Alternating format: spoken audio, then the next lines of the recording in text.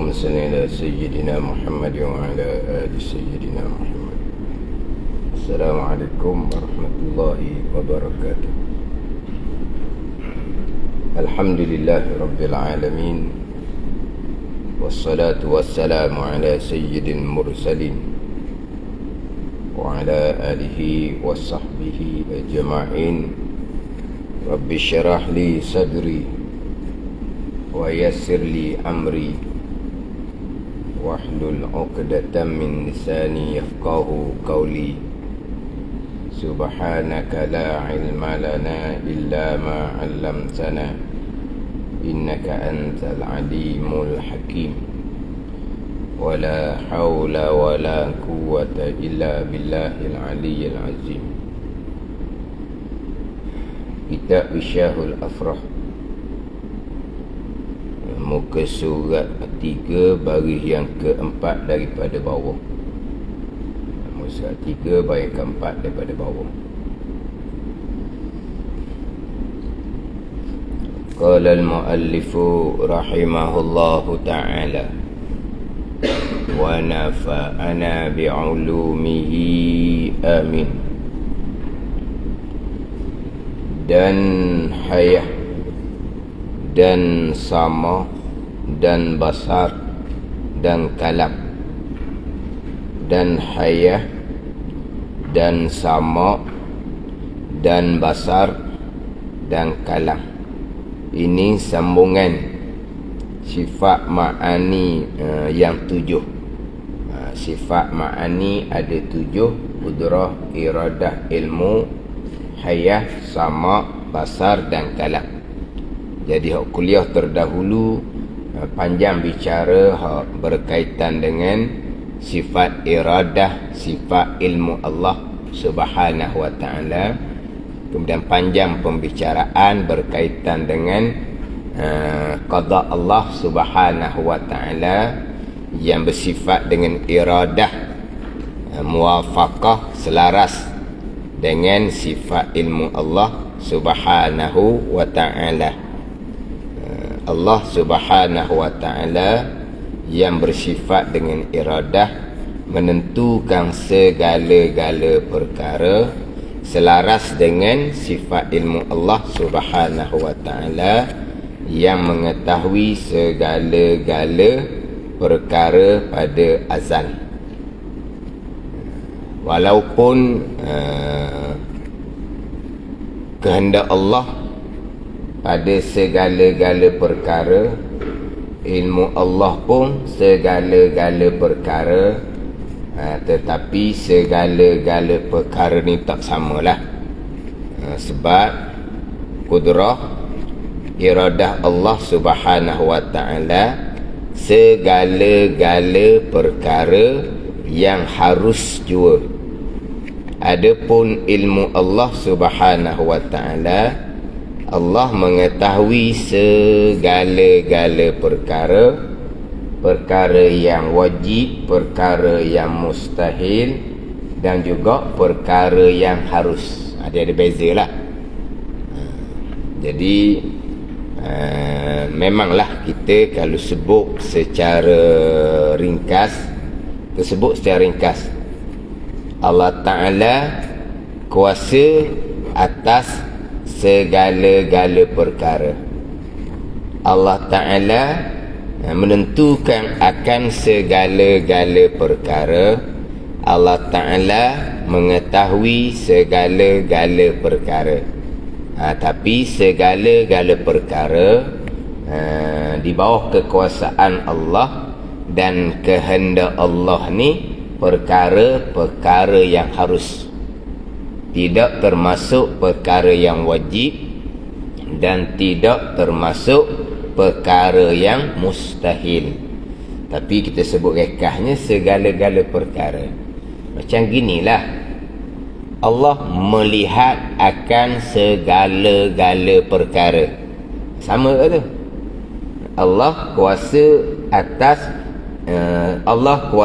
atas segala-gala perkara. Allah kehendak segala-gala perkara. Allah mengetahui segala-gala perkara. Allah melihat segala-gala perkara. Tapi waktu kalau perici balik, segala-gala tu tak sama. Yang mana segala-gala perkara kudrah dan iradah ni perkara yang harus. Segala-gala perkara kudrah dan iradah ni pun segala-gala atas ta'alluq suluhi qadim, segala-gala. Kemudian kekuasaan Allah, Allah amat kuasa atas tiap-tiap sesuatu yang dikehendaki oleh Allah pada azal. Kemudian Allah menghendaki pada azal bukan segala-gala. Allah menghendaki setengah daripada perkara yang berlawanan. Faham tak ni? Allah menghendaki segala-gala tu suluhi koding waktu. Sekarang Allah menghendaki kita duduk tidak berdiri. Setengah lah tu, bukan ke semua. Kalau ke semua, duduk pun kita, berdiri pun kita, diam pun kita, gerak pun kita, lelaki pun kita, perempuan pun kita. Tapi Allah kehendak pada azal setengah je lah. Allah kehendak sekarang kita duduk, Allah tidak kehendak kita berdiri. Tapi kalau suluhi qadim, Allah boleh kehendak belaka saat sekarang ni. Pada azal Allah boleh menghendaki kita berdiri. Tapi Allah menghendaki sungguhnya tanzil qadim, duduklah. Lepas tu kita duduk sekarang.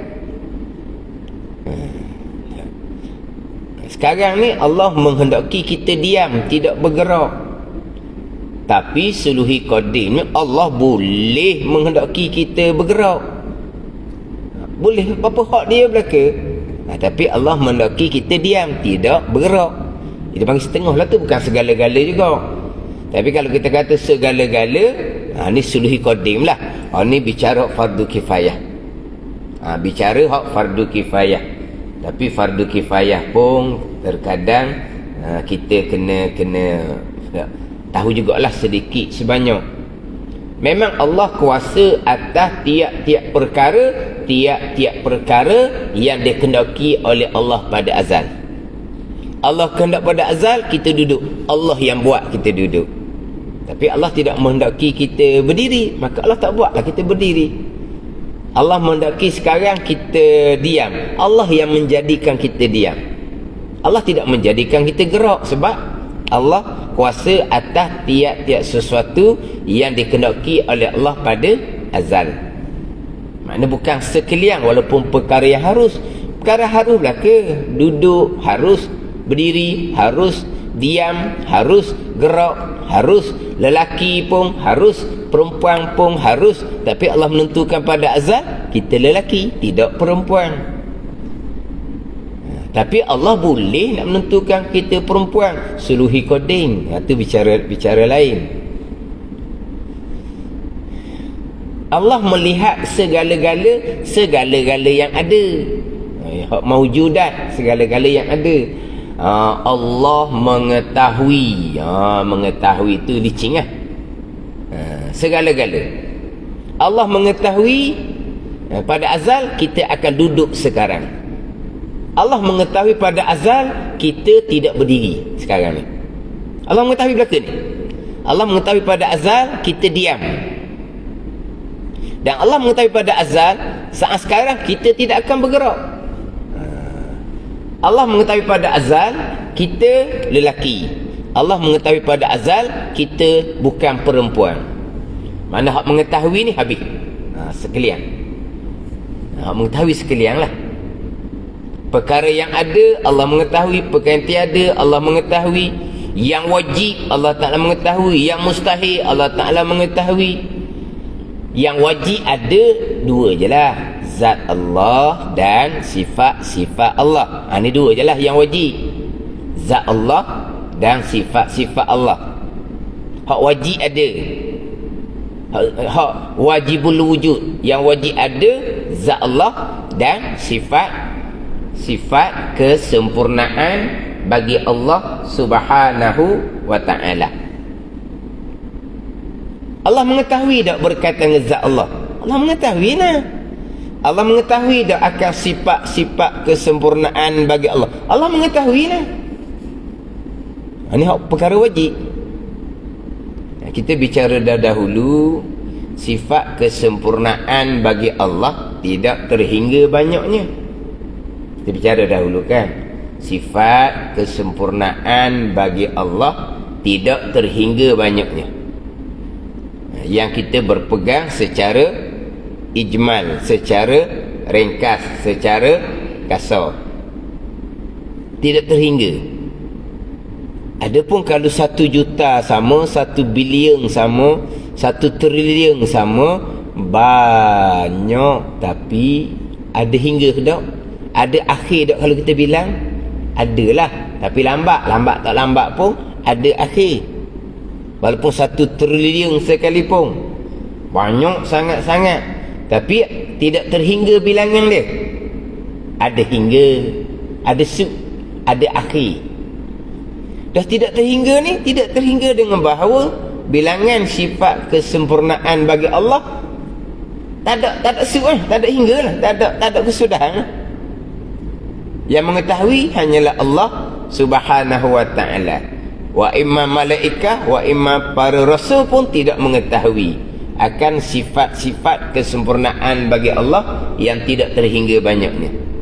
Jadi yang mengetahui hanyalah Allah. Allah mengetahui akan sifat kesempurnaan bagi Allah. Tetapi sifat kesempurnaan bagi Allah tidak ada kesudahan bilangan dia.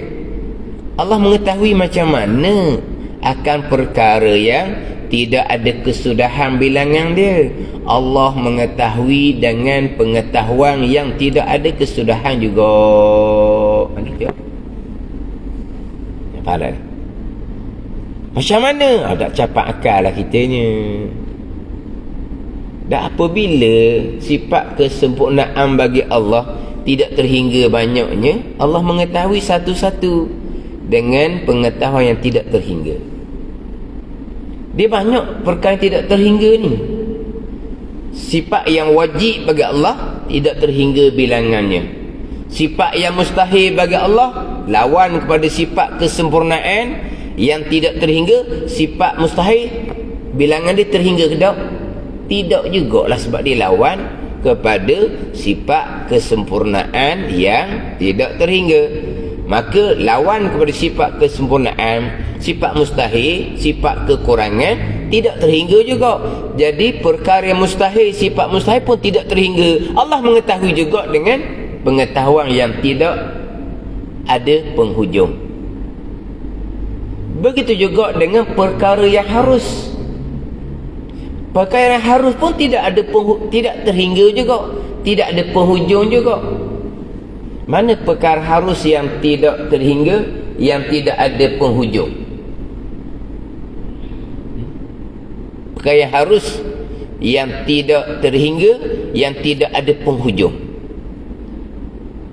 Perkara harus yang berlaku di hari akhirah itulah. Yang berlaku di hari akhirah, yang berlaku di dalam syurga Allah, yang berlaku di dalam neraka Allah, itu perkara harus pada akal.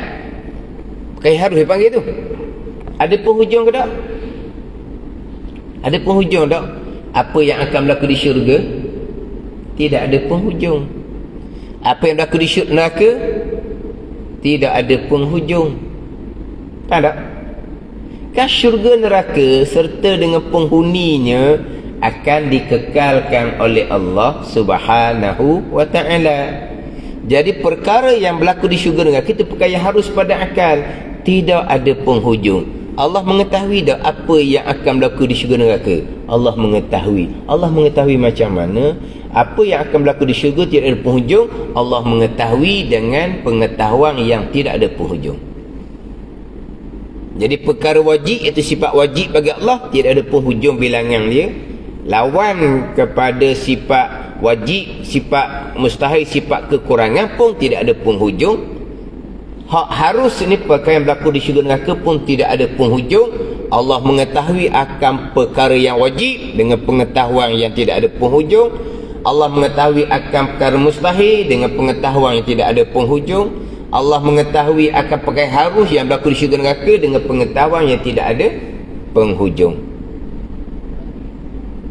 Kemudian perkara harus yang akan berlaku di syurga neraka ni tidak ada penghujung, Allah mengetahui dengan pengetahuan yang tidak ada penghujung.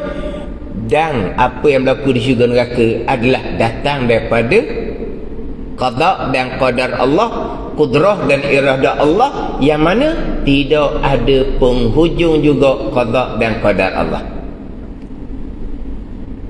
Jadi mengetahui Allah tidak ada penghujung. Sama ada yang wajib, sama ada yang mustahil, sama ada yang harus. Adapun kudrah iradah perkara yang harus juga.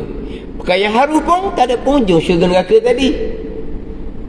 Maka perbuatan Allah, kehendak Allah akan perkara yang harus tadi tidak ada penghujung juga. Tetapi hanya perkara yang harus je lah. Sebab kudrah iradah hanya bertakluk kepada perkara-perkara yang harus jua. Tapi kalau ilmu yang wajib, Allah mengetahui dengan pengetahuan yang tidak ada penghujung. Yang mustahil, lawan kepada sifat kesembuhan bagi Allah, tidak ada penghujung, Allah mengetahui dengan pengetahuan yang tidak ada penghujung. Perkara yang harus yang datang daripada kudrah dan iradah Allah, Allah mengetahui pada azal sedia kala dengan pengetahuan yang tidak ada penghujung. Macam mana?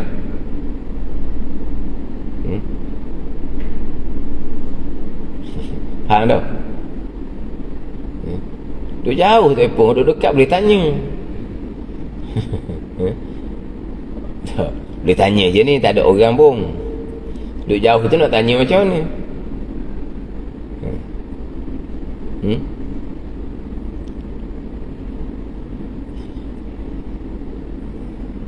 Jadi yang kita bicara tadi tu mengetahui Allah, kekuasaan Allah, melihat Allah, mengetahui segala-gala yang wajib, yang mustahil, yang harus.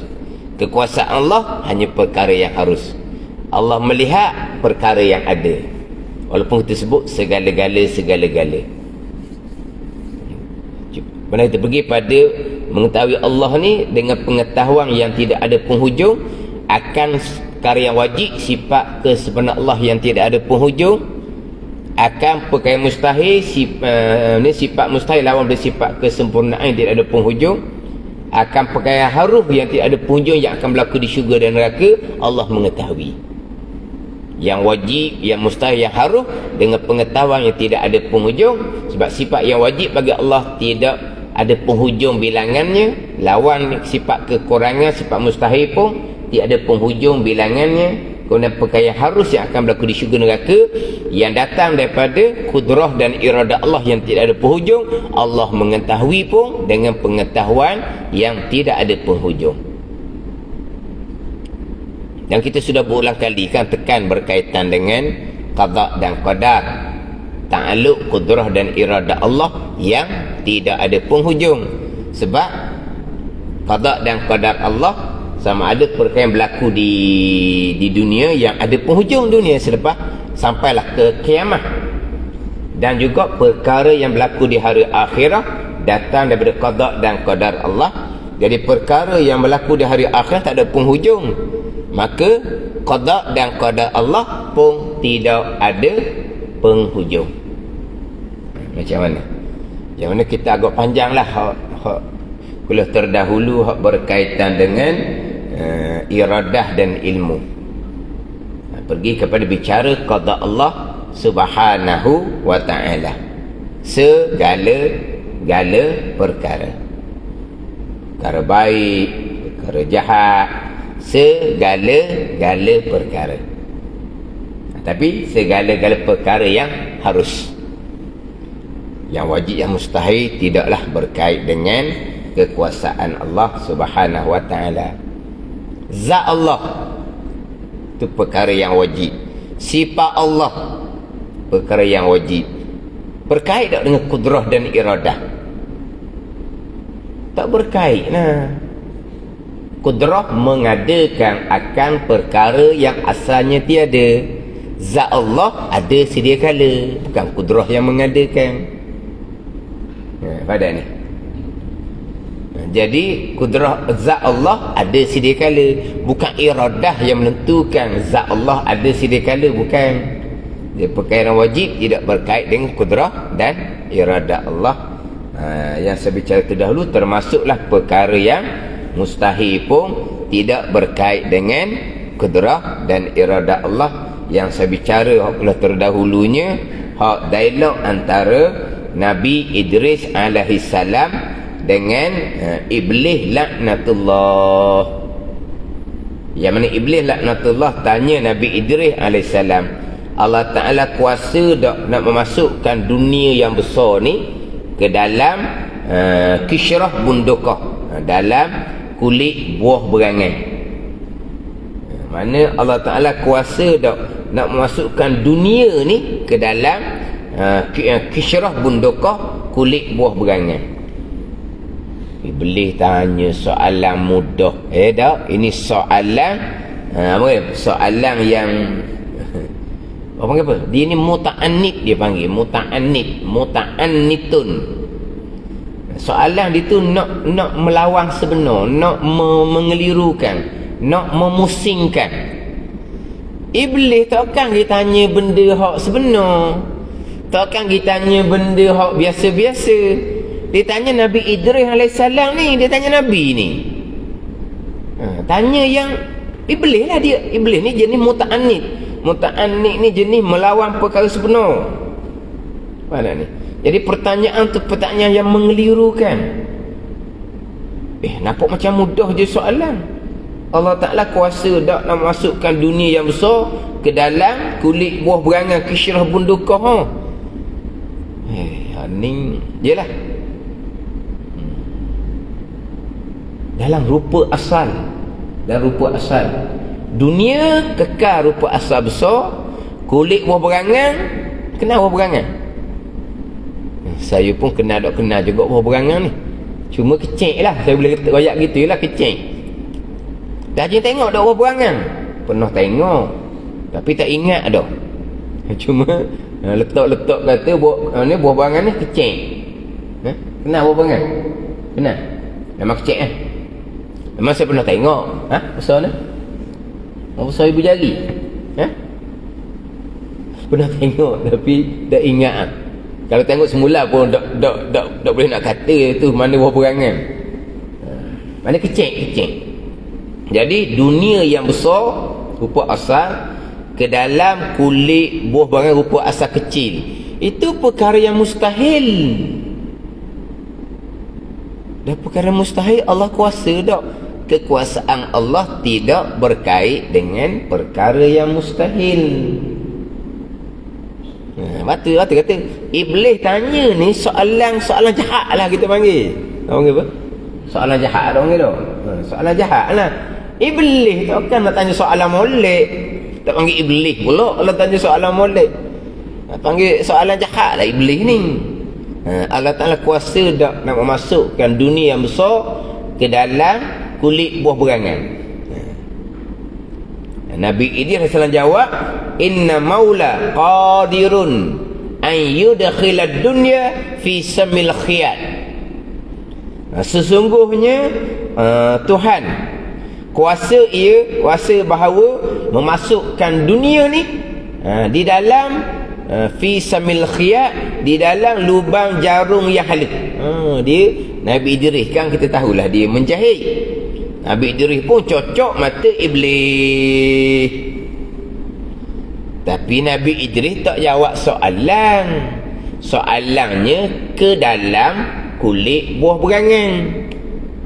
Nabi Idris jawab, Allah Ta'ala kuasa nak memasukkan dunia yang kamu tanya ni bukan ke dalam kulit buah berangan, ke dalam lubang jarum yang halus. Dia pun cocok mata Iblis, buta sebelah.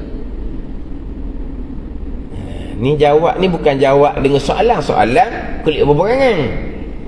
Kemudian jawab ni ni kena hurailah pula.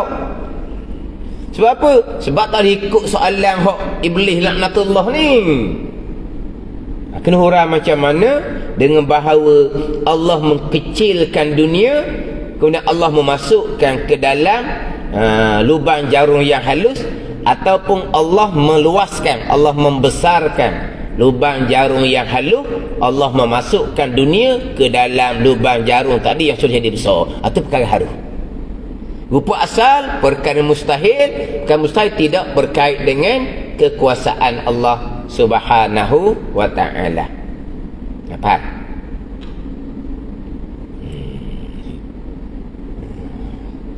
Sebab soalan-soalan seumpama soalan iblis ni dia banyaklah sekarang ni.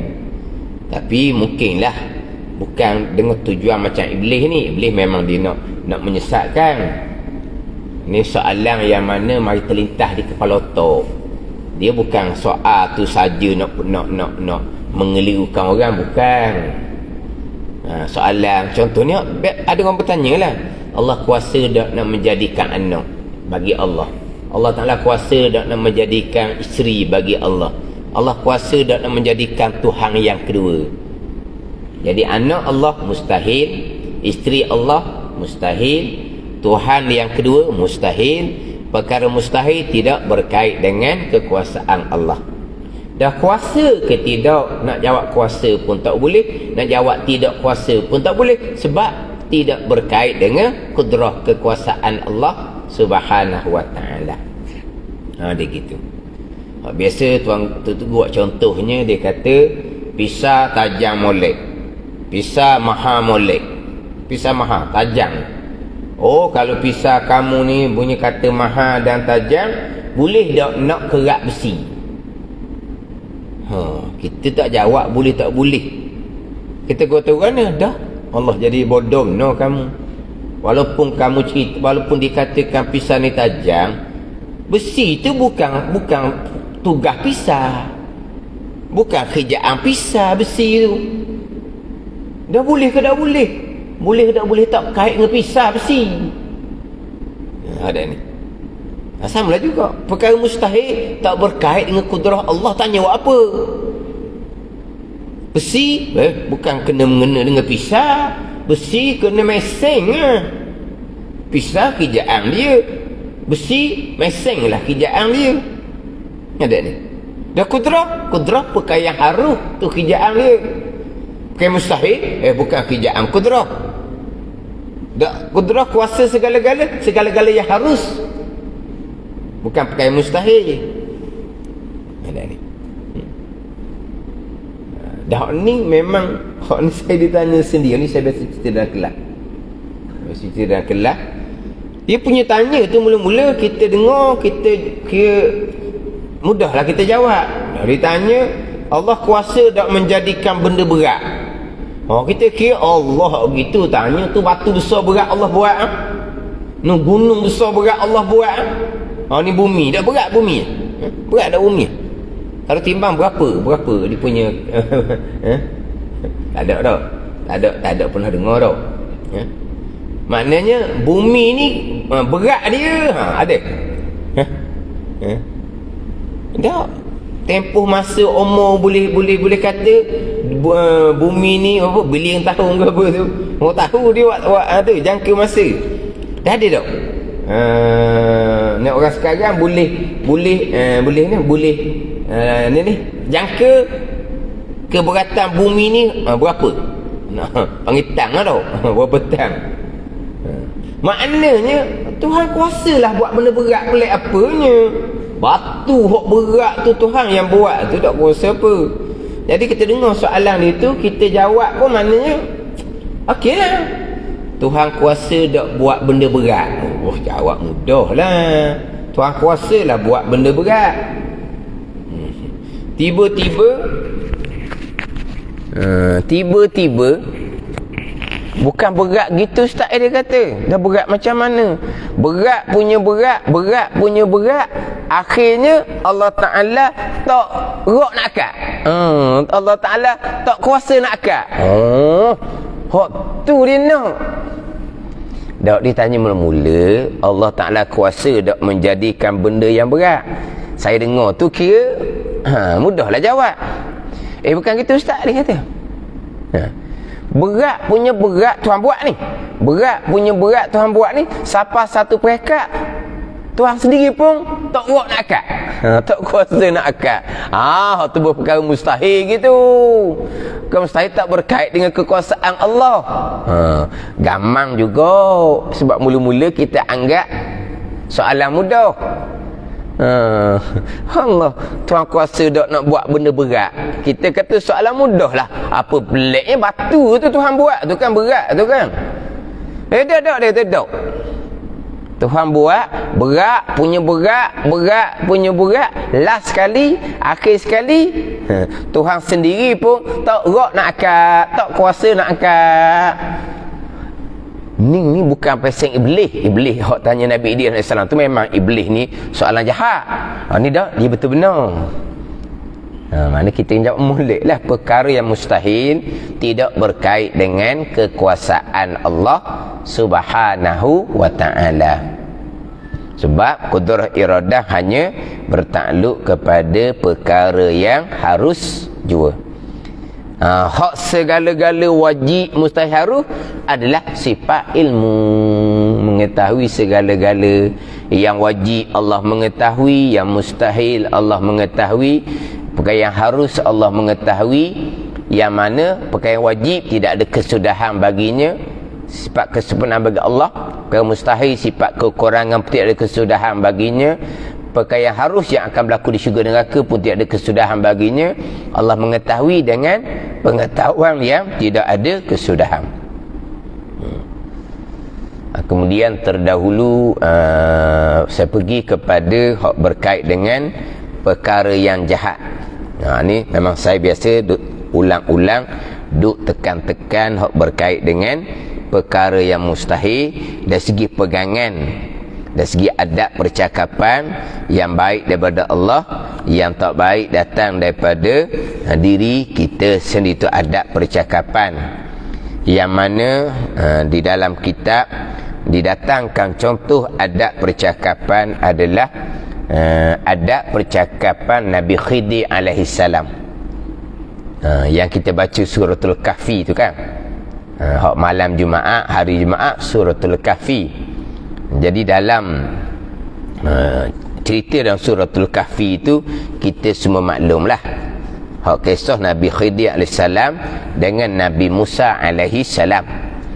Jadi selepas daripada nak berpisah antara Nabi Khidir dan Nabi Musa alaihissalam, Nabi Khidir pun jawablah hikmah-hikmah perkara yang Nabi Khidir alaihissalam lakukan, yang dipersoalkan oleh Nabi Musa alaihissalam. Itu semua tu hak berkait dengan susunan Allah Subhanahu wa ta'ala. Jangan pula kita bandingkan Nabi Khidir dengan Nabi Musa alaihissalam. Nabi Khidir ni pun khilaf ulama, nabi ke ataupun aulia ilah. Pandangan yang pandangan yang muktamad, Khidir adalah seorang nabi. Tapi ada pandangan menyatakan Khidir bukan nabi. Khidir adalah aulia ilah, ketua kepada para aulia. Kalau Nabi Khidir itu nabi, bukan ketua aulia lah. Sebab ada mengatakan Khidir ketua wali-wali Allah. Itu atas pandangan da'if yang menyatakan Khidir bukan nabi, tapi Khidir adalah aulia. Tapi pandangan yang muktamad, Khidir adalah nabi. Maka nabi kedudukan kita maklumlah lebih tinggi daripada aulia. Kemudian Nabi Musa alaihissalam ni bukan nabi, bahkan rasul. Rasul Nabi Musa ni pula Rasul Ulul Azmi. Hak nombor 3 Ulul Azmi, hak 5 orang tu kan. Hak nombor 1 Nabi SAW. Hak nombor 2 Nabi Ibrahim alaihissalam, Khalilullah. Hak nombor 3 Nabi Musa alaihissalam, Kalimullah. Nabi Musa ni hak ranking nombor 3. Nombor 4 Nabi Isa alaihissalam. Nombor 5 Nabi Nuh alaihissalam. Ni 5 ulul azmi. Nabi Musa alaihissalam duduk nombor 3. Kedudukan Nabi Musa alaihissalam. Jangan duduk Nabi Musa alaihissalam alim syariah, Nabi Khidir alim hakikah. Ni cerita bab Nabi Rasul ni. dah Tuhan perlakukan seumpama tu nak cerita. Maknanya atas barang sekehendak Allah Subhanahu wa taala. Maknanya Nabi Musa AS ni diwahyukan dengan kitab Taurah. Kitab Taurah ni kitab yang kedua selepas Al-Quranul Karim. Kitab Taurah ni yahkumu bihan nabiyun, menghukum dengan kitab Taurah ni oleh nabi-nabi selepas Nabi Musa alaihi salam. Ni Nabi Musa alaihi salam ni kitab Taurah tangan dia. Jangan Nabi Musa ni tak sapa makam hakikah. Nabi Musa duduk makam syariah. Ya main dia ingat. Dia buat Nabi Musa ni macam Pok Cik Musa, Abang Musa, Ustaz Musa, dia ingat berkali. Ustaz Musa tu cerita syariat je, tak apa makam hakikah. Ustaz Musa tu bolehlah kata. Ni Nabi Musa AS. Tapi nak ceritanya ada perkara-perkara yang Allah Ta'ala kurniakan ilmu kepada seseorang, tidak pada seseorang. Sebab bila ditanya oleh kaum dia, ada tak lagi orang yang berilmu? Nabi Musa jawab tak ada oleh. Sombong Nabi Musa AS. Ni Rasul mana ada sifat sombong? Tak kenal Rasul. Ni Rasul ni amanah. Rasul ni amanah.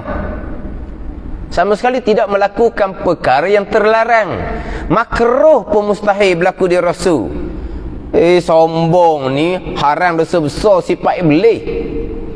Kenapa ni Musa jawab seumpama tu? Dah dia Rasul. Mana takkan nak kata ada orang lain lagi pula. Tapi itu satu kesilapan.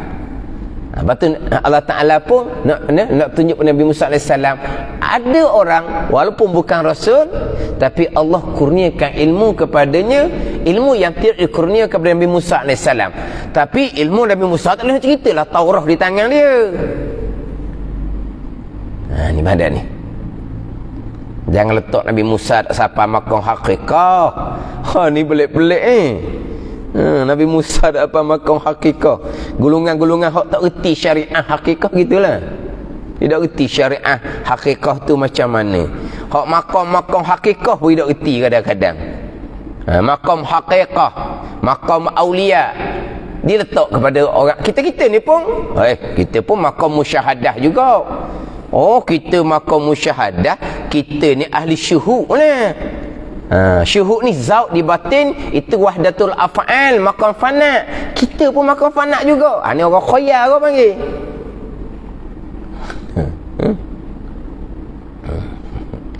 Sebab ni kena tengok dalam kitab, dia membaca sini tak akan jumpa bicara makam ihsan. Kalau kita buka dalam kitab Riyadus Salihin, kitab Riyadus Salihin, di bawah tajuk Babul Muraqabah, bab muraqabah, maqam muraqabah. Dia bukan di awal lah, tapi kalau Dalilul Falihin tu masih lagi di juzuk yang pertama. Didatangkan hadis Jibril. Datang hadis Jibril. Kalau dalam kitab Arba'in Imam Nawawi letak hadis Jibril nombor 2 kan. Hadis 40 tu. Hadis yang pertama innamal a'malu binniyat kan gitu. Hadis yang kedua hadis Jibril. Hak tanya Islam, iman dan ihsan. Tapi hadis Jibril kalau dah kita Riyadhus Shalihin Imam Nawawi juga, ia letak di tajuk Babul Muraqabah. Babul Muraqabah tu dalam Dalilul Falihin, wa huwa ahadu maqamayil ihsan. Muraqabah adalah salah satu daripada 2 maqam ihsan. Maqam ihsan, maqam muraqabah, maqam musyahadah. Fa illam takun tarahu fa innahu yara. Muraqabah ka'annaka tarahu, tu maqam musyahadah. Jadi muraqabah dan kitab Dalilul Falihin, wa huwa ahadu maqamayil ihsan, salah satu daripada 2 maqam ihsan. Dah ihsannya apa? Antak budallah. Itu tengok huraian dah kita Al-Misbahul Munir. Apa dia ihsan mula-mula panjang tu? Dibicara ihsan dalam 4-5 baris, barulah pergi kepada seolah-olah. Pergi pada makam ihsan. Makam ihsan tu atas kurnia Allah Ta'ala lah tu. Tak ada orang ni tak hurah makam ihsan tu. Sama ada makam musyahadah ke muraqabah, orang akan hurah. Tapi kena beza antara ihsan dengan makam ihsan. Sebab tu muraqabah, musyahadah, dua makam ihsan. Ni kena mengaji untuk guru ni. Kalau baca sendiri, gitulah jadi dia. Baca sendiri, itulah jadi dia. Jangan mudah-mudah. Nak pertikaian yang mudah-mudah. Kalau kita tak tahu, kita senyap sudahlah. Tapi melainkan orang yang merasakan dia tahu belaka tu, terpulang pada dia lah. Wa'arid anil jahilin. Kita kena berpaling daripada orang yang seumpama ni. Tak ada guna kita duk layan orang seumpama ni. Tak ni. Jadi seolah-olahnya kalau tidak ada di pengetahuannya, jadi benda tu tak betul. Jangan gitu. Ada ni. Memang dia bicara bab makam ihsan.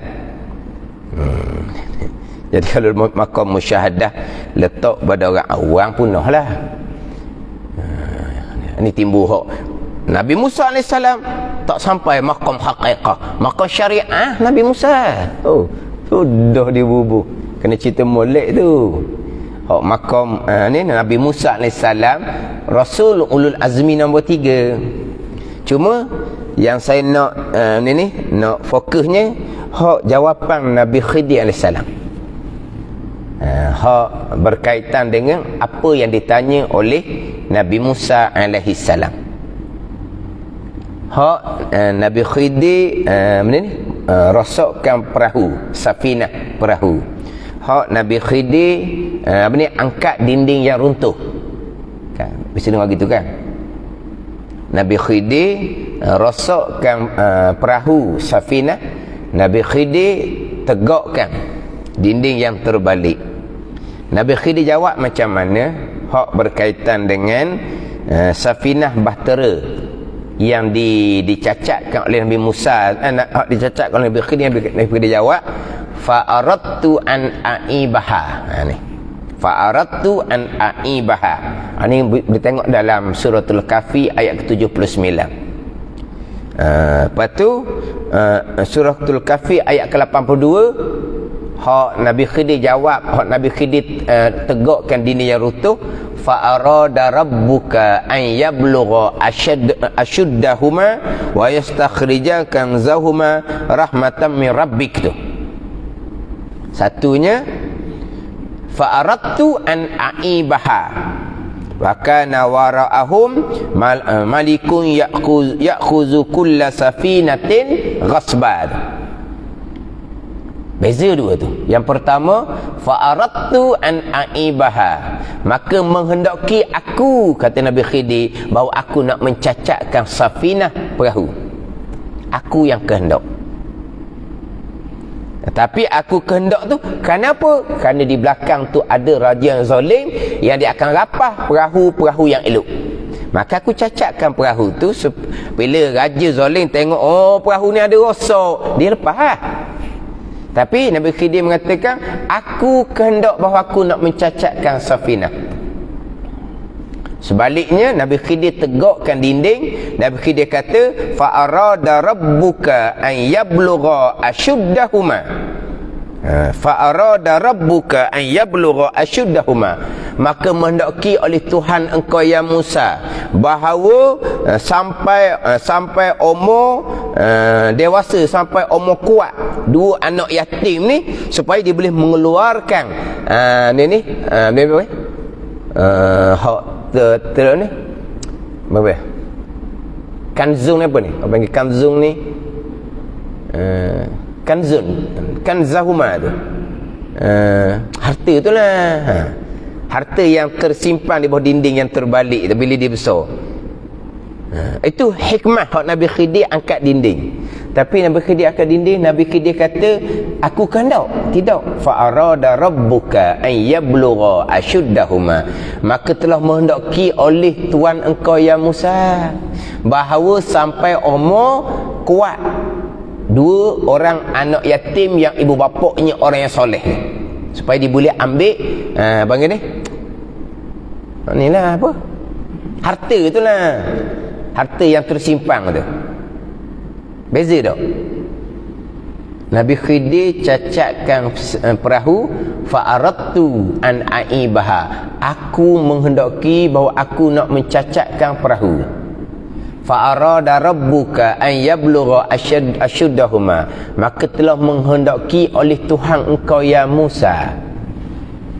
Jadi merosakkan perahu kehendak aku, menegakkan dinding kehendak Tuhan engkau.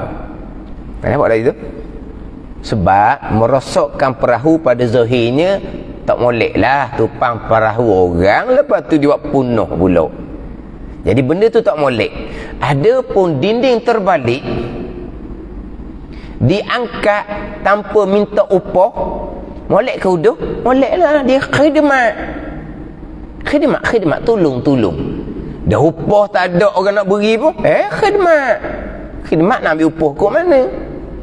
Jadi rosakkan perahu, rupanya kerja tak molek. Tegakkan dinding, khidmat, rupanya kerja baik. Maka kerja rupa tak molek ni, aku kehendak, kata Nabi Khidir. Dah kerja molek, khidmat, tegakkan dinding terbalik, Tuhan engkau kehendak ya Musa. Beza tak? Tu adab, dipanggil adab. Hak baik kehendak Allah, hak buruk kehendak kita. Tapi pegangan hak Tuhan belaka, kehendak Tuhan belaka yang berlaku tu. Tapi oleh kerana rosakkan perahu tu, rupanya rupa yang tak baik, tumpang perahu, lepas tu rosakkan. Jadi aku kehendak, kata Nabi Khidir. Tegakkan dinding, itu khidmat benda baik. Tuhan kehendak. Ni beza pada ni. Ini adab. Pegangan segala-galanya yang berlaku adalah datang daripada kehendak Allah Subhanahu wa ta'ala. Contoh lagi ni, Nabi Ibrahim alaihissalam. Nabi Ibrahim menyatakan bahawa allazi khalaqani, Tuhan yang menjadikan akan daku, fahuwa yahdin, maka ialah yang berhidayah akan daku.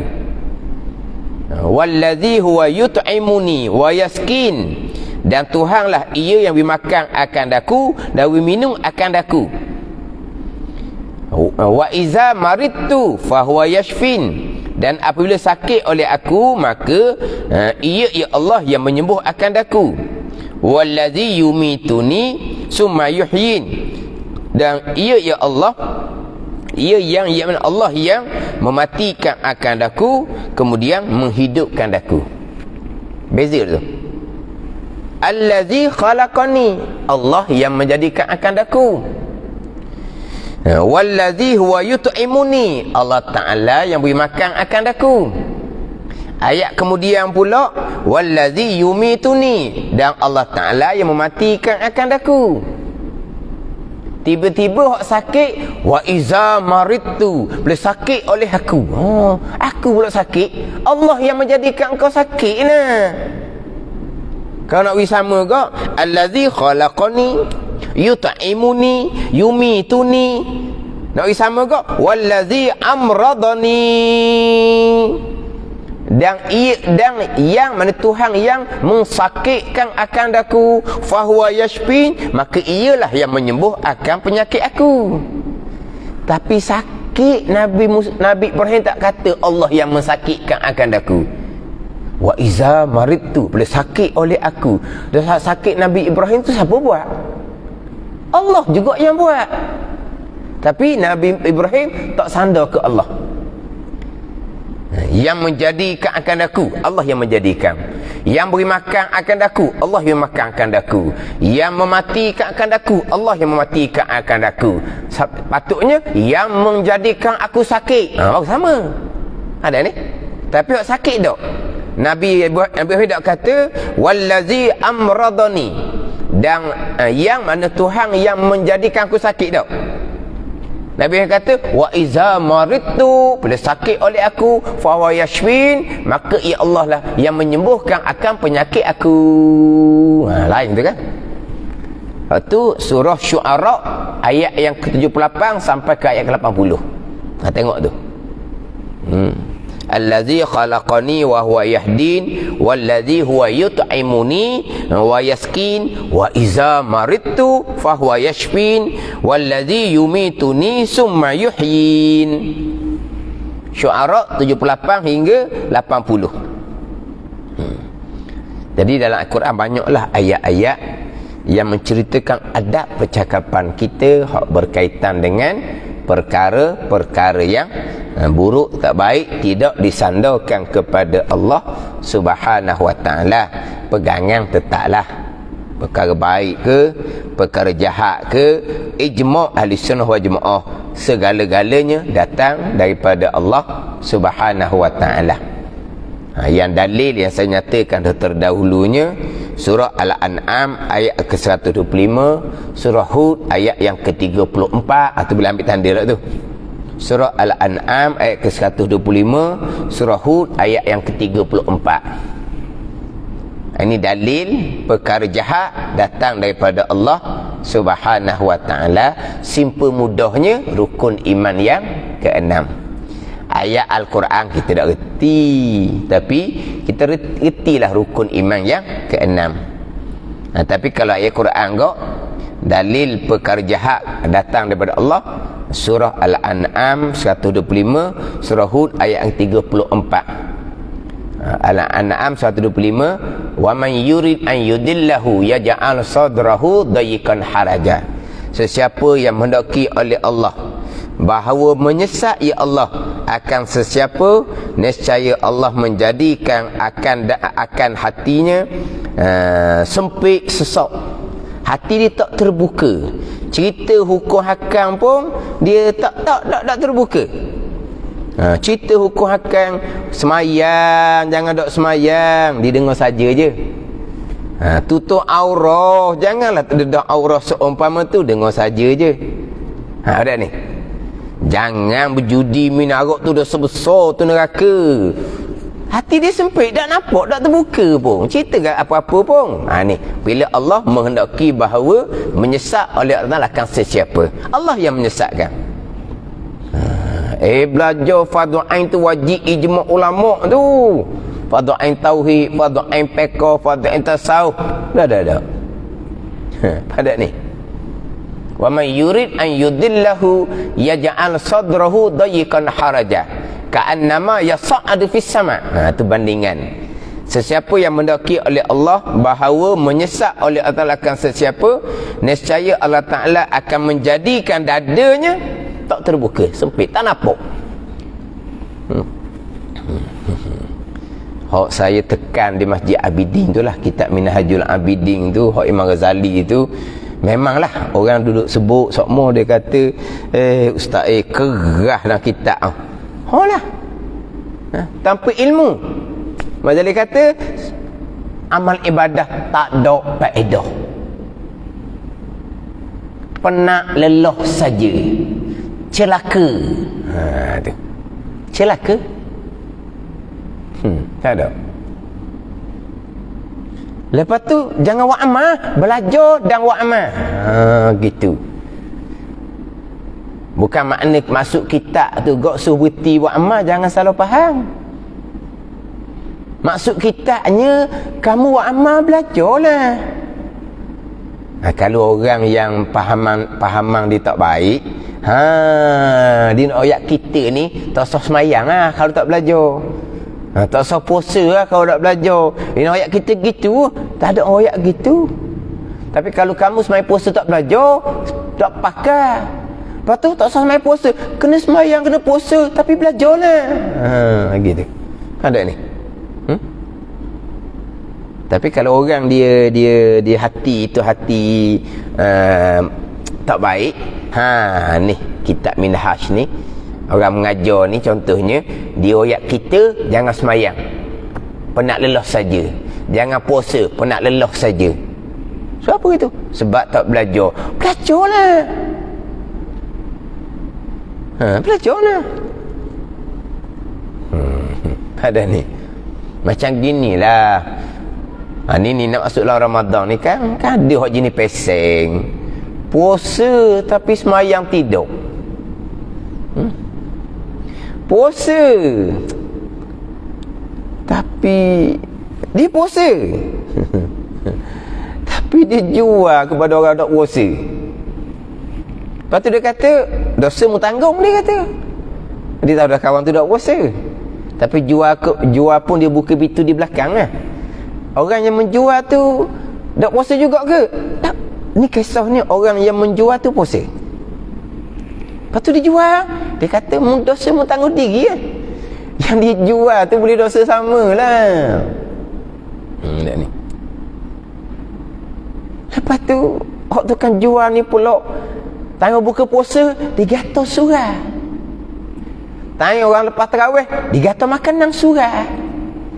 Mula-mula orang tak tahu, orang makan juga. Lepas orang tahu mari mana orang masing-masing, orang tu tak makan, habis budak-budak makan. Tak boleh tak makan, bazir. Tapi orang tu tak makan. Sebab apa? Dia dijual kepada orang tak puasa. Tapi dia puasa.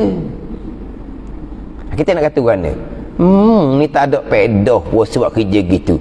Mana mu jangan puasa? Tak, kita tak kata gitu. Mu puasa, mu jangan buat kerja benda gitu. Maksud dia, dengan kamu-kamulah jangan puasa. Tak ada orang cakap gitu. Tapi kita akan kata, kamu ni puasa, tergamuk kamu jual kepada orang tak puasa. Dia tak puasa, dia tanggung dosa lah. Betul lah, dia tak puasa, dia tanggung dosa sendiri. Yang kamu jual tu syubhat sama kan? Wala ta'awanu 'alal ismi wal udwan. Jangan tolong menolong atas perkara yang berdosa, jangan. Tapi kita akan marah ke dia. Puasa mu ni. Pasal apa puasa? Jual ke orang tak puasa? Sama juga. Puasa, semayang tak. Lepas tu maksud kita suruh dia tinggal puasa. Dah, kita tak maksud gitu. Kita maksud jangan buat kerja gitu. Mau orang puasa. Dah puasa dah. Semayang lah. Tu tiang agama. Kalau mu tak semayang, pahala puasa nak letak mana? Tiang tak ada. Jadi maksudnya, saya jangan puasa. Jangan puasa. Jangan tinggal. Lepas tu, semayang. Tu. Tapi kalau orang dia faham lain, maksud dia, kata tak payah puasa. Ada maksud gitu. Sama juga. Hak Mazali kata kitab Minhaj, beramal tanpa ilmu ni tak ada faedah, penat lelah saja, celaka. Bukan berarti Mazali suruh tinggal amal. Wa amal tapi dahulukan ilmu. Kena belajar molek. Tapi kalau orang yang yalah sekarang ni orang dia apa dia sping apa? Ada. Hak jenis sping, hak jenis Ni sping ada. Orang maksud lain. Dia mana dia apa? Dia pulah mawai. Dia sping. Apa mana? Maksudnya kita semua tak belajar ni, tak ada faedah wa amal, tinggal semayang, tinggal puasa. Ni. Orang sping orang panggil. Maksudnya belajar. Maksud di situ.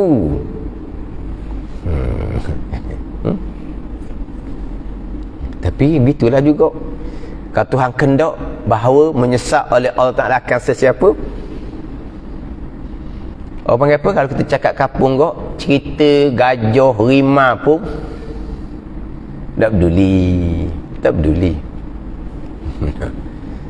Berjemaah 5 waktu, belajarlah. Dia buat banyak hal lah. Dia nak tambah je. Orang yang sibuk betul-betul pun dan dia nak bahagian dia. Hati dia terbuka.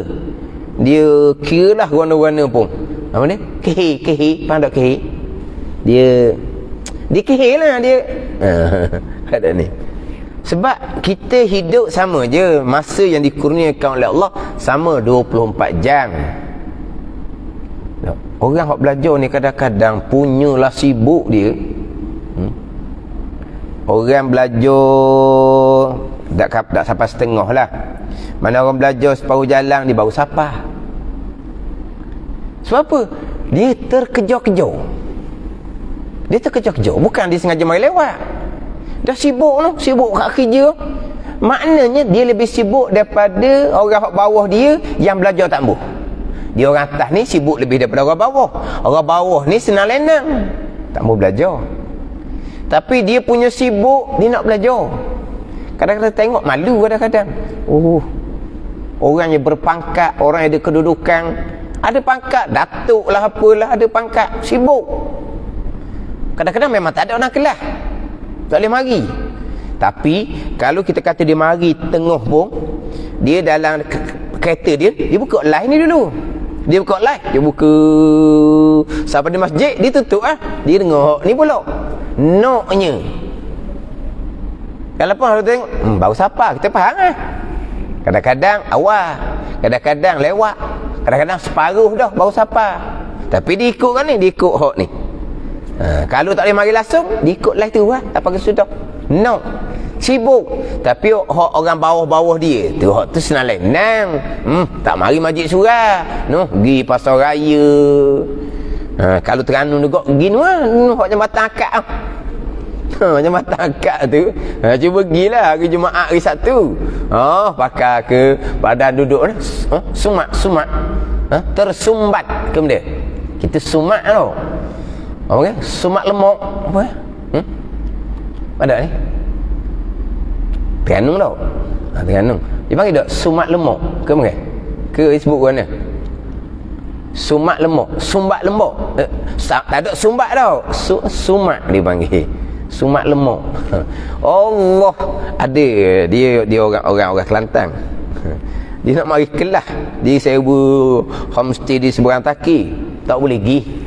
Tak boleh sampai maghrib dia. Dia lekat di dekat jambatan angkat.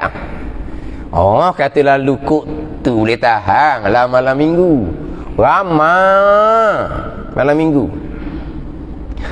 Sejak surah sibuk. Sibuk. Itulah kata atas bahagian masing-masing. In khairan fa khairun, tuan kena baik-baik. Wa in syarran fa syarrun, tuan kena jahat. Itulah. Baik jahat datang daripada qada dan qadar Allah. Bahagian masing-masing gitu je. Makna cerita bab kewajipan belajar ni gitulah. Tak ada tu buka hati.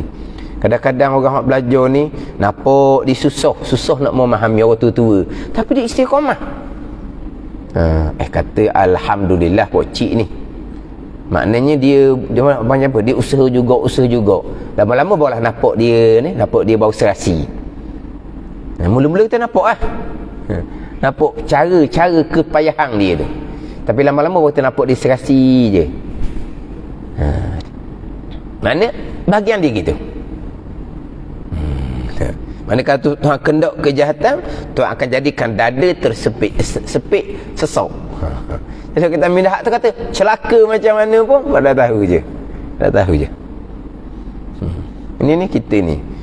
Mana kita duduk masjid belajar berjemaah, bulan Ramadan kita fokus pada amal.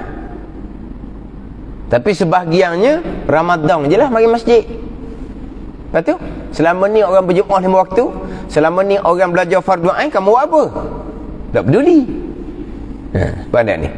Ada golongan seumpama tu? Adalah. Bukan ada sajalah, ramai daripada orang yang tetap masjid. Orang yang tetap masjid itu kena tepi jadinya. Dia pula duduk depan.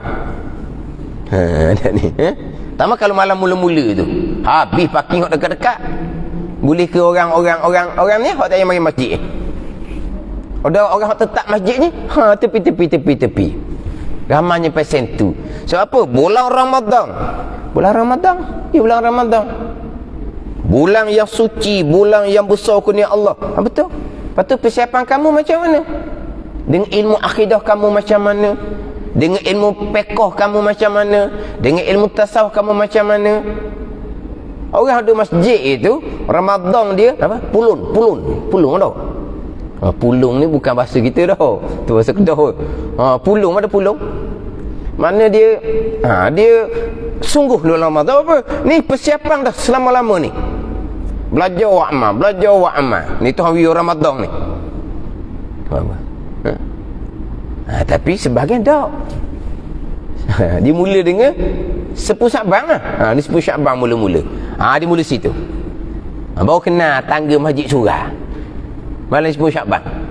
Lepas tu hilang 2 minggu. Lepas tu berlatih nak mari tu takut salah jalan, sesat kan. Mari dulu malam 10 Syakban. Abang apa ni? Nak kenal jalan. 2 minggu lagi Ramadan. Penuh. Tak ada berapa lekor, suruh semula. Ni. Orang apa ni? Adat tradisi. Bukan ibadah. Siapa yang terapkan seumpama ni? Ibu bapa sendiri. Malam pun Syaban, pergi main tu balik awal. Anak-anak pergi main bola tu kan, balik awal. Malah sepu ni bawa kuih pergi masjid. Tapi kalau malam orang ngajar, jangan pergi masjid orang ngajar. Duk ganggu orang, dia marah pula. Sebab apa? Dia pun dah pergi. Ni. Jadi ibu bapa yang terapkan adah yang bukan syariah seumpama tu diteruskan oleh anak-anak, anak kita akan menjadi ibu bapa kemudian hari, diteruskan tradisi yang sama kepada anak-anak dia pula kemudian. Ini bukan.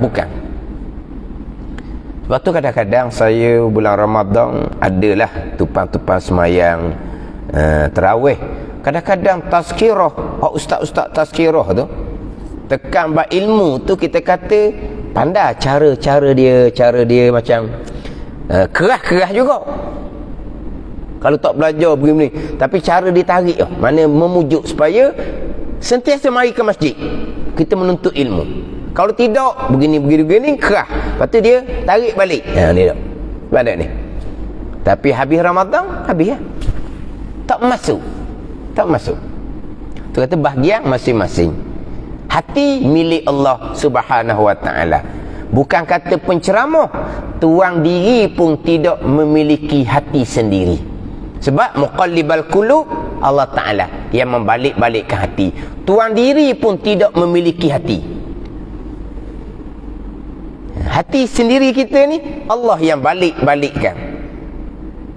Mana hati mudah kepada belajar wa amal, perbanyakkan syukur kepada Allah. Sebab apa? Hati bukan milik kita hakikinya, milik Allah. Yang gitu je lah. Ni bulan Ramadan ni je lah ni. Tapi kena sentiasa nasihat lah. Nasihat. Nak masuk bulan Ramadan, prasyarat bulan suci, kena akidah suci, kena hati suci hadap bulan suci ni. Akidah kena suci, hati kena suci daripada riya, ujub, takabur. Masuk bulan suci dengan akidah yang terpesong, masuk bulan suci dengan hati yang kotor, itu kecelakaan. Dia akan dapat kecelakaan, bukan dapat kerahmatan daripada Allah Subhanahu wa taala, bukan. Tapi tak adalah, kalau Tuhan kehendak menyesatkan, hati dia akan sempit, tak terbuka. Kemudian dalam surah Hud ayat 34, dia menceritakan kata-kata Nabi Nuh AS. Ini kata-kata Nabi Nuh AS. Nabi Nuh menyatakan bahawa wala yanfa'ukum nushi in aradtu an ansahalakum in kana Allahu yuridu an yughwiyakum huwa rabbukum wa ilaihi turja'un. Hud 34. Wala yanfa'ukum nushi, dan tidak beri manfaat oleh kamu akan nasihat aku, oleh nasihat aku, kata Nabi Nuh, jika aku kehendak nasihat akan kamu, in kana Allahu, jika adalah Allah, jika adalah Allah yuridu an yaghwiyakum, jika Allah menghendaki bahawa menyesat Allah Ta'ala akan kamu. Aku nasihat pun tak ada guna kalau Allah kehendak menyesatkan akan kamu. Maknanya kesesatan kaum Nabi Nuh AS adalah datang daripada kehendak Allah Subhanahu wa ta'ala. Surah ayat ke-34 tu pegangan lah. Tu pegangan. Hak adab percakapan kena jaga molek lah pula. Hak adab percakapan. Hak ni kita bicara balik hak kuliah terdahulunya, kudrah, iradah, ilmu. Kemudian kita ni ialah hari ni 3 Syaban dah. Kena nak sebut Syawal semacam. Jadi sebut Syawal suka dia orang lah. Rejab, Syaban, Syawal. Jadi 3 Syaban hari ni. Jadi InsyaAllah lah kita hanya sempat sekali lagi lah sebelum masuk bulan Ramadan. Jadi untuk InsyaAllah untuk kuliah akan datang, untuk duha ni kita bicara bab puasa lah. Kita tangguh sementara kitab Isyah untuk minggu hadapan. Kita masuk bicara puasa. Kemudian kalau ada persoalan bab puasa, bolehlah. Mana soalan tu yalah serah kepada Ajiyah lah. Sebab saya tambuhlah soalan mengenai meja gitu, saya tak pandai nak jawab. Kalau soalan tu we ke Ajiyah WhatsApp ke saya boleh susung soalan. Lepas tu tengok kitab lah jawapan dia macam mana. Nak jawab nak apa? On the spot. Tahu? On the spot. Tahu? On the spot ni tak pandai. Saya tak kerti jawab on the spot. Jadi maknanya kalau we soalan kajian bab puasa lah, bab puasa. Mana insya-Allah dia WhatsApp ke saya. Ataupun kalau orang yang mengikuti live FB tu ada nak soal bab puasa, boleh tulis dalam FB tu soalan bab puasa. Dan kemudian saya ada ambil soalan FB kuliah terdahulu. Ni saya akan ambil soalan dia, nanti saya akan baca soalan FB selok yang terdahulu. Selok dah kuliah yang terdahulu. Selok tu radio. Sebut tukar. Kuliah yang terdahulu lah ada dia. Soalan tu agak menarik jugalah soalan dia tu. Saya ada ambil soalan satu. Jadi untuk akan datang lah kalau ada hak mengikuti live FB nak kemukakan soalan bab puasa, boleh lah. Lepas tu kalau kita orang masjid ni, kalau ada soalan beri kajian lah. Kalau selalunya begitulah, biar dia WhatsApp ke saya. Bab puasa. Bab dahulu, bukan tahun dahulu hak Covid dahulu saya pernah dah bicara bab puasa. Sebelum masuk bulan Ramadan ini, insya-Allah lah untuk kalau akan datang. Hak ni kita sambung baliklah hak berkaitan dengan kitab Wisyaul Afrah ni. Kita sambung bicara sifat hayah sama basar kalam. Jadi hayah sama basar kalam tu kita dak panjang manalah. Hak saya panjangnya kudrah, wahdaniyah, keesaan pada perbuatan, kudrah, iradah, ilmu. Dan hayah tu yang sifat yang ke-1 sifat ma'ani. Allah yang bersifat dengan hayah, Allah hidup. Allah hidup dengan sifat hayah. Dan sama dan basar, Allah yang bersifat dengan sama mendengar, Allah yang bersifat dengan basar melihat. Allah mendengar, Allah melihat akan sekalian perkara yang ada. Sekalian perkara yang ada, Allah mendengar, Allah melihat. Walaupun perkara yang ada tu tidak ada suara, Allah mendengar. Faham tak ni? Jadi Allah mendengar setiap benda yang ada. Kalau macam kita mendengar bunyian sahaja. Zat tubuh ni kita tidak mendengar. Sifat warna kita tidak mendengar sebab dia tidak ada bunyi. Yang kita dengar hanyalah benda yang ada suara. Itu adah, kebiasaan yang Tuhan perlakukan kepada kita atas dunia. Sebab kita mendengar akan bunyi-bunyi yang tetap qada-qada, bukan telinga kita hakikinya. Jadi untuk adah atas dunia, Allah menjadikan kita dengar hanya akan bunyi-bunyi yang sahaja. Hak ada.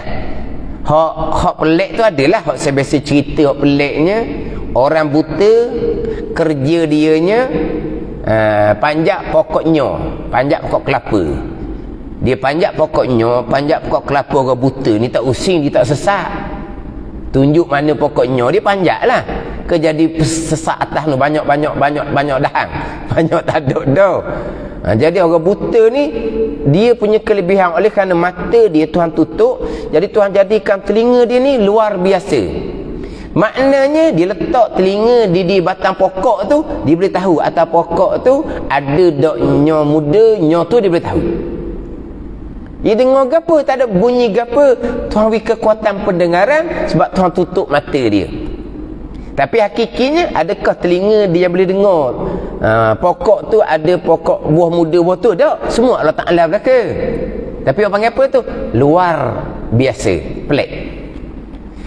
Adapun di dalam syurga Allah Subhanahu Wa Ta'ala, ahli syurga pendengarannya akan digandakan 10,000 kekuatan pendengaran kekuatan penglihatan ahli syurga akan digandakan 10,000 nak banding dengan atas dunia. 10,000 pendengaran ni boleh dengar jauh mana? Kita nak satu ni berapa meter boleh dengar? Ini 10,000 kekuatan pendengaran. Maka ahli syurga, di dalam syurga bukan hanya boleh mendengar bunyi-bunyi yang sahaja, bahkan boleh mendengar semua perkara yang ada di syurga walaupun tak ada bunyi. Ni faham tak ni? Ini kita cerita hak asbab pegangan kita. Ahli syurga boleh dengar segala-gala, termasuk benda yang tidak ada bunyi, tetap qada dan qadar Allah Subhanahu wa ta'ala.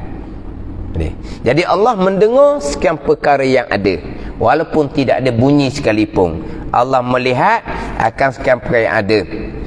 Dan kalam, Allah yang bersama kalam menunjukkan akan perkara yang wajib, menunjukkan akan perkara yang mustahil, dan menunjukkan akan perkara yang harus. Allah yang bersifat dengan sifat kalam. Selesai 7 sifat ma'ani, kemudian 7 sifat dinama akan dia akan 7 sifat, sifatun ma'nawiyatun. Dan iaitu sifatun ma'nawiyatun ni melazimkan bagi 7 sifat yang pertama. 7 sifat yang pertama nak kembali kepada mana ni? Iaitu sifatun ma'nawiyatun, melazimkan bagi 7 sifat yang pertama, iaitu 7 sifat ma'ani. Kudrah, iradah sampai ke kalam. Jadi maknanya sifat yang melazimi bagi sifat ma'ani yang 7. Kudrah melazimi kaunuhu qadiran, melazimi akan sifat kudrah. Kaunuhu muridan melazimi akan sifat iradah. Kaunuhu aliman melazimi akan sifat ilmu. Apa makna melazim? Apa panggil melazim ni? Apa panggil? Ni faham tak faham lah. Berekek mana apa? Allah bersifat dengan sifat kudrah, Allah bersifat dengan sifat kaunuhu qadiran. Lazim daripada Allah bersifat dengan sifat kudrah pada azal, Allah bersifat dengan kaunuhu qadiran pada azal. Tu melazimi. Lazim ni berekek. Allah bersifat dengan sifat kudrah pada azal, Allah juga bersifat dengan sifat kaunuhu qadiran pada azal. Ada sifat kudrah, sungguhlah sifat kaunuhu qadiran. Itu melazimi. Pada ni lazim ni mana berekek. Ada kudrah, kaunuhu qadiran pun ada. Ada iradah, kaunuhu muridan pun ada. Itu berekek. Sebab apa melazimi seumpama tu? Kerana seolah-olah kaunuhu qadiran itulah yang melekatkan sifat kudrah di zat Allah Subhanahu wa ta'ala, seolah-olahnya. Jadi kudrah sifat yang ada. Jadi macam mana sifat kudrah ada di zat Allah? Kaunuhu qadiran lah seolah-olah yang menjadikan, yang melekatkan sifat kudrah di zat Allah Subhanahu wa ta'ala. Jadi ginilah kita buat bandingan. Allah jadikan sifat kudrah di tubuh kita. Allah jadikan sifat kudrah di tubuh kita. Allah jadikan juga kaunuhu qadiran di tubuh kita. Allah jadikan sifat kudrah di tubuh kita. Allah jadikan juga kaunuhu qadiran di tubuh kita. Kaunuhu qadiran itulah yang melekatkan sifat kudrah di tubuh kita. Dia gitu. Sekarang Allah letak tenaga di tubuh kita, tu sifat kudrah. Allah letak tenaga di tubuh kita, sifat kudrah. Allah jadikan juga satu sifat yang lain, kaunuhu qadiran, yang melekatkan sifat kudrah di tubuh kita. Pada ni. Sebab sifat kudrah tu dia boleh hilang tiba-tiba. Kan ada orang kan duduk jalan mula-mula tiba-tiba debek jatuh. Apa tu? Tuan tarik sifat kudrah. Jadi selama mana sifat kudrah ada di tubuh kita tu, dilekatkan dengan kaunuhu qadiran yang Tuhan jadikan di tubuh kita. Ni buat contoh kaunuhu qadiran, hak sifat kita yang baru. Jadi kaunu qadir melazimi bagi sifat kudrah Allah Subhanahu wa taala, seolah-olah kaunu qadiran itulah yang melekatkan sifat kudrah di zat Allah Subhanahu wa taala. Itu makna bagi maknawiyah, sifat yang melazimi bagi sifat ma'ani. Kaunu qadiran melazimi bagi sifat kudrah. Bila Allah bersifat dengan sifat kudrah pada azal, Allah bersifat dengan kaunu qadiran pada azal. Melazimi seumpama tu, seolah-olah kaunu qadiran inilah yang melekatkan sifat kudrah di zat Allah. Ni. Kenapa kudrah iradah ada kaunuhu? Kenapa wujud kidam bakok tak ada kaunuhu? Sebab wujud kidam bakok bukan sifat yang ada, itu sifat yang sungguh jua, bukan sifat yang ada. Maka tak ada lah kaunuhu. Adapun kudrah iradah sampai ke kalam, dia panggil sifat yang wujudi, sifat yang ada. Di hari akhirat, dalam syurga Allah, selain dia dapat melihat zat Allah, dapat juga melihat sifat kudrah Allah, dapat melihat sifat iradah Allah, dapat melihat sifat ilmu Allah. Sebab kudrah iradah ilmu sampai ke kalam sifat yang ada. Wujud kidam bakak tak boleh tengok, itu bukan sifat yang ada, cuma sungguh sahaja, reti sahaja. Allah bersifat dengan sifat wujud, Allah bersifat dengan sifat kidam, Allah bersifat dengan sifat bakak. Ada tak diri sifat? Tak ada, cuma reti sahaja. Maka tak ada lah kaunuhu. Kudrah sampai ke kalam memang sifat yang ada. Macam mana kudrah sampai ke kalam ada di zat Allah? Kaunuhu itulah seolah-olah yang melekatkan sifat kudrah sampai ke kalam di zat Allah Subhanahu wa ta'ala. Dan iaitu sifat maknawiyah, kaunuhu qadiran wa muridan wa aliman wa hayyan wa sami'an wa basiran wa mutakalliman. Makna dia samalah. Hak huraian hak kaunuhu qadiran tadi. Dan mustahil pada hak Allah Ta'ala 20 sifat, iaitu segala lawang 20 sifat yang terdahulu.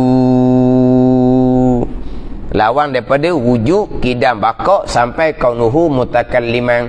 Sifat mustahil pun didatangkan juga untuk mengkejapkan pegangan kita. Allah bersifat dengan sifat yang wajib. Allah bersifat dengan sifat ada, tentu tak sama sekali Allah bersifat dengan sifat adam, tak ada. Allah bersifat dengan sifat sedia, tentu tak sama sekali Allah bersifat dengan sifat hudus, baharu. Allah bersifat dengan sifat baqa, tentu tak sama sekali Allah bersifat dengan sifat fana. Gitulah. Allah bersifat dengan sifat mukhalafah, tentu tak sama sekali Allah bersifat dengan sifat mumasalah, serupa, sama. Jadi dia datangkan sifat mustahil nak bagi nampak. Kalau tak ada Allah macam mana? Tak ada Allah, tak ada makhluk. Kita pun berpegang dengan akidah, tentu tak sama sekali Allah bersifat dengan sifat tak ada. Allah pasti bersifat dengan sifat wujud. Jadi didatangkan juga sifat mustahil nak bagi kemah. Kita pegang hak sifat wajib, tentu sungguh di Allah. Kita pegang hak sifat mustahil, tentu tak sama sekali di zat Allah. Hak sifat wajib ni kita kau ambil, hak sifat mustahil kita tolak keluar. Faham tak ni? Kita berpegang dengan akidah sifat wajib tentu sungguh di zat Allah, kita kau ambil. Sifat mustahil, akal tak terima ni, kita pun sepak, tentu tak sama sekali sifat mustahil di zat Allah Subhanahu wa ta'ala. Itu cara kita berpegang. Sifat wajib tentu sungguh di zat Allah, sifat mustahil tentu tak sama sekali di zat Allah. Ni. Lepas tu kata pegang hak sifat mustahil, bukan pegang di sifat mustahil. Pegang maha suci Allah daripada sifat-sifat yang mustahil. Tapi kenapa didatangkan juga sifat mustahil? Kena peganglah ikut jalan dok tu. Dalam Quran contohnya Allah Ta'ala berfirman, wa tawakkal 'alal hayyil ladzi la yamut. Dan berserahlah kamu atas Tuhan yang hidup, yang tidak mati. Wa tawakkal 'alal hayyil ladzi la yamut. Berserahlah kamu atas Tuhan yang hidup, yang tidak mati. Hidup tidak matilah. Mati sifat mustahil. Kita pegang Allah tidak mati. Kita pegang Allah hidup, kita pegang Allah tidak mati. Tengok tenang. Pegang Allah kuasa, Allah tidak lemah. Allah mengetahui, Allah tidak jahil. Allah mendengar, kita pegang Allah tidak pekak. Kalau pergi pada sifat Rasul pula, kita pegang Rasul benar, Rasul tidak dusta, Rasul amanah, Rasul tidak khianat, Rasul menyampaikan, Rasul tidak sembunyi wahyu, Rasul cerdik, Rasul tidak bodoh. Mana pegang hak wajib, tentu sungguh. Pegang mustahil, tentu dok sama sekali. Atau pegang aqaidul iman yang 50. Aqaidul iman yang 50. 50 tu termasuk sifat mustahil bagi Allah 20. Sifat mustahil bagi Rasul 4. Dah pegang macam mana aqaidul iman, simpulan iman hak 50. Hak mustahil kamu pegang. Pegang kok jalan dok. Peganglah juga. Pada ni. Bukan pegang diri sifat mustahil. Kalau pegang sifat mustahil sungguh di Tuhan, kafirlah jadinya. Lemah sifat mustahil, pegang Tuhan lemah, kafirlah jawapan dia go. Jahil sifat mustahil, pegang Tuhan jahil, memanglah kafir. Dah kamu pegang sifat mustahil, hak aqaidul iman yang 50 tu termasuk 20 sifat yang mustahil bagi Allah, termasuk 4 sifat mustahil bagi Rasul. Bukan pegang kok jalan sungguh, pegang kok jalan dok lah. Lemah mustahil, kita pegang Allah tidak lemah. Kita pegang sifat mustahil, pegang hukum dia dipanggil istihalatul mustahil. Tapi kita ni orang tanya perakak, nganga tak jawab. Tapi pegangan comel. Oh, kamu pegang aqaidul iman yang 50 termasuk mustahil. Hak mustahil kamu pegang juga. Pegang mustahil. Pegang mustahil kafir ya. Kalau pegang sungguh di Tuhan, pegang dok lah. Tapi pandai jawab ke dok? Tak pandai jawab. dia mari ceramah. Saya biasa duduk peringat. Ginilah kata nak buat kelas, carilah ustaz yang ajar sifat 20 mula-mulanya. Cari tauhid lah dulu. Dia pun carilah ustaz orang ajar tauhid. Ustaz ajar tauhid mari tu diteh orang kampung. Ditanya hak pegang sifat mustahil. Orang kampung kata pegang lah. 20 sifat yang wajib kita pegang, 20 sifat mustahil kita pegang. Kamu pegang sifat mustahil, pegang tak ikut 50. Kafir dia bubuh ke orang kampung tu. Kafir dia orang kampung. Orang kampung tu kemudian mustahil, ustaz suruh panggil orang ajar sifat 20. Molek bahan kafir habis tu orang kampung. Apa dah dia teh kita sifat wajib pegang, sifat mustahil pegang lah nak cukup 50. Tidak tak cukup 50 aqaidul iman. Pegang sifat mustahil, kafir kamu. Memanglah kalau pegang Tuhan tak ada, kafir sungguh. Pegang Tuhan baharu memang kafir. Pegang Tuhan binasa, sifat mustahil belaka tu memang kafir. Dah tahu kan orang kampung pegang Tuhan tak ada, orang kampung pegang Tuhan baharu, Tuhan binasa. Dah tu mustahil kan? Pegang dok lah tak ada Tuhan. Tuhan dok baharu, mungkin Tuhan sedia kan. Dah Tuhan kekal, Tuhan dok binasa lah. Hak pegang tu jalan dok, biar kampung tak pandai nak hurah. Ustaz ni buh kapi orang kampung. Dia tak mari dah panggil dalam kali, dia kata, tu awak salah panggil orang gitu, kata. Jadi pakai jember gitu. Pandai jember. Jangan ilmu tauhid ni kena biar pasti molek. Kita nak panggil tu, jangan mari panggil baca gitu. Yang panggil tu tak reti jugalah kau panggil. Tak reti nak panggil orang macam mana. Hak mustahil kita pegang kok jalan dok. Maha suci Allah daripada sifat-sifat yang mustahil. Pegang situ. Dia panggil istihalatul mustahil. Jadi di atas kasar mustahil kita pegang kok jalan dok sama sekali. Dan harus pada haknya Allah Ta'ala berbuat tiap-tiap mungkin atau meninggalkan dia. Mana Tuhan buat akan boleh terima, Tuhan tak buat akan boleh terima sebab kekuasaan dia. Tuhan buat kehendak sebagaimana Tuhan kehendak pada azal. Tuhan kehendak pada azal buat, Tuhan buat. Tuhan kehendak pada azal, Tuhan tak buat, Tuhan tak buat. Tapi akal kita boleh terima, Tuhan buat, hak dia. Tuhan tak buat, hak dia. Ini harus pada akal. Akal kita boleh terima kalau kata Tuhan buat, akal boleh terima kalau kata Tuhan tak buat. Tapi Tuhan buat ke tidak berdasarkan kepada ini qada kehendak Allah pada azal. Dan wajib baginya bagi Allah tiap-tiap kamal yang layak dengan zatnya yang maha mulia dan mustahil atas segala kekurangan. Ini saya bicara dahulu. Sebelum saya bicara sifat wujud, kidam baqa', saya bicara ni dahulu. Sebab ni kita wajib berpegang permulaan. Kita wajib berpegang secara ijmal, secara ringkas, secara kasar. Allah Subhanahu wa taala bersifat dengan sifat kamal, sifat kesempurnaan yang layak dengan zatnya zat Allah yang maha mulia. Yang layak lah. Ada juga sifat tu sempurna tapi tak layak bagi Allah. Macam mana? Macam kita ada pasangan sempurna lah, tak ada pasangan tak sempurna. Ada ni. Tapi Allah Ta'ala ada pasangan, ada isteri, kekurangan tu itu tak layak dengan Tuhan. Kita ni ramai-ramai berjemaah barulah sempurna, buat seorang tak jadi. Tuhan berbilang tu kekurangan. Kita kan seorang tak sempurna, apa hal kena jemaah, kena pakat baru sempurna. Tu kita. Allah berpakat seumpama tu bukan kamal, bukan kesempurnaan, itu kekurangan. Sebab tu di sini wajib bagi Allah tiap-tiap kamal, tiap-tiap sifat kesempurnaan yang layak dengan zatnya yang maha mulia dan mustahil atasnya atas Allah segala kekurangan. Ni berpegang secara ijmal.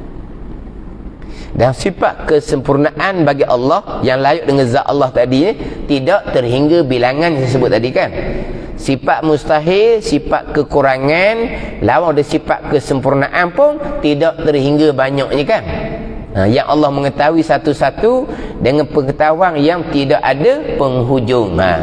Ni wajib mengetahui dan berpegang secara ijmal.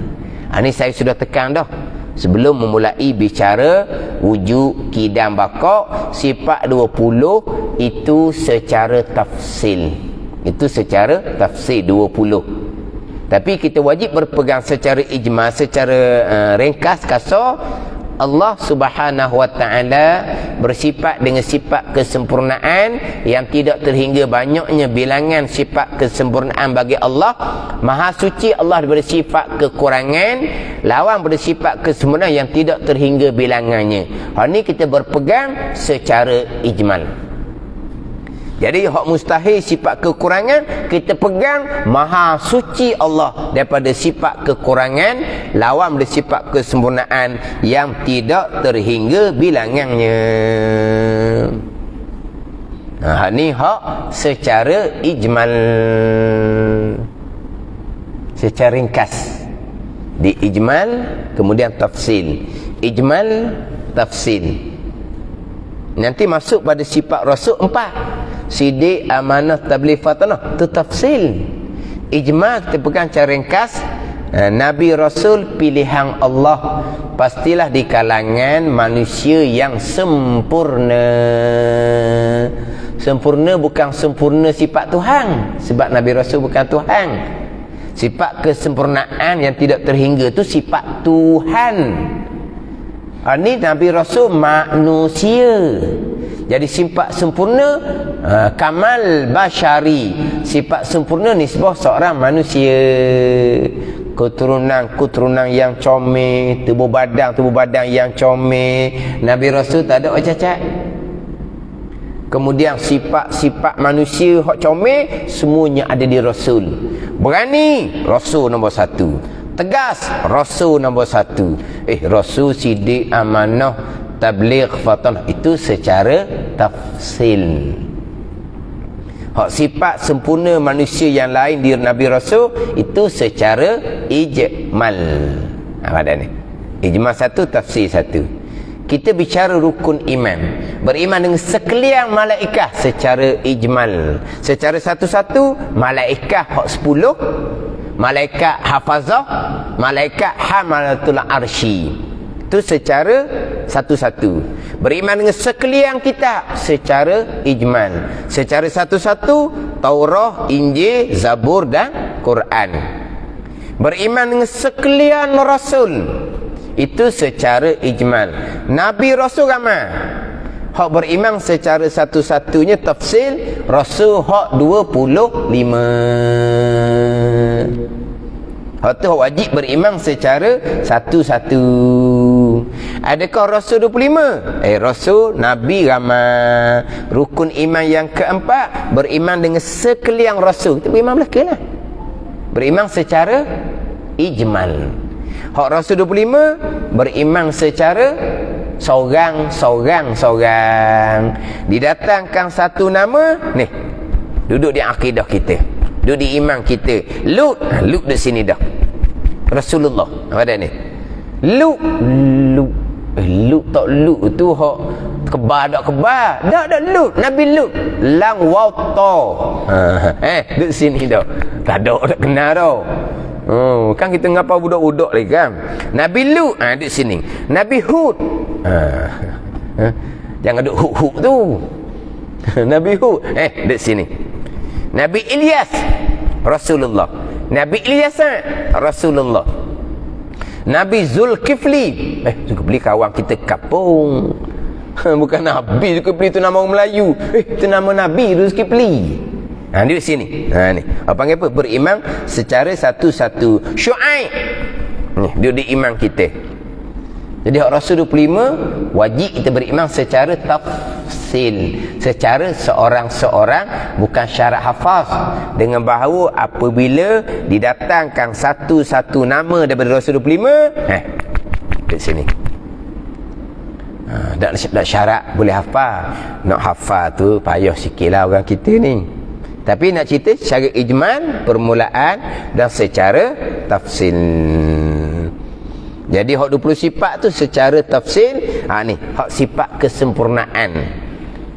Bagi Allah, Maha Suci daripada sifat kekurangan bagi Allah. Itu secara ijmal. Dan wajib bagi seorang Rasul alaihi wassalatu wassalam, sidik artinya benar, dan amanah artinya kepercayaan, dan fatanah artinya cerdik dan bijaksana. Tablighu ma umiru bitablighihi lil khalqi artinya menyampaikan barang yang disuruh akan mereka itu, dengan menyampaikan akan barang bagi segala makhluk. Jadi tajuk kita berhenti ni tajuk molek lah, masuk di sifat Rasul, muka surat 4 baris atas sekali. Sebab apa? Sebab cuti lama ni, bulan Ramadan,